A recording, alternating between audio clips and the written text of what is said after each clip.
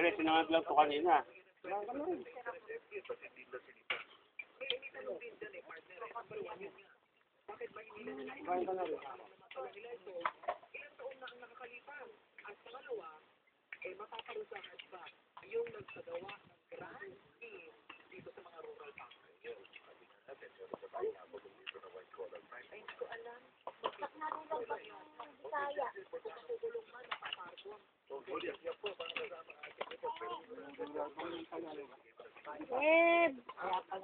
Nakakatakot mo po sa boy. Yan po. Ito. Ito ba?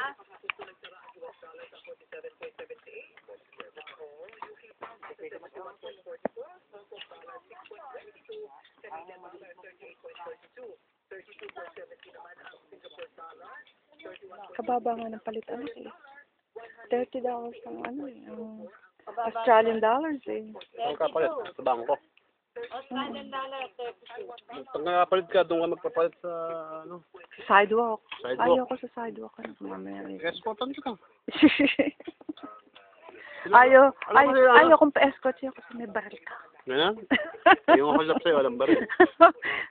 Okay. Yung sila Lola Ming, alam mo, Mm. nag-withdraw sila ng dollars nila.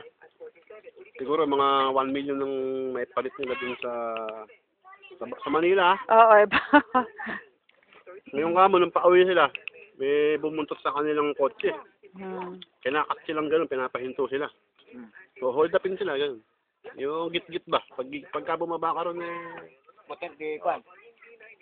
kaya tumawag sa bahay.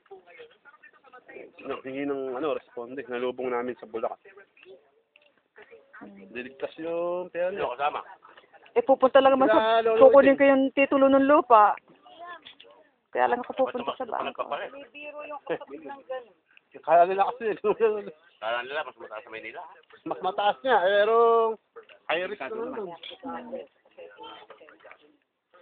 Hindi nila alam yun. Bigyan mo sila ng ulam pag... Eba?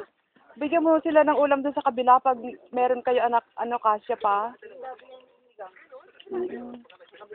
Bigyan mo sila ng ulam, anak. Huwag nating iuwi.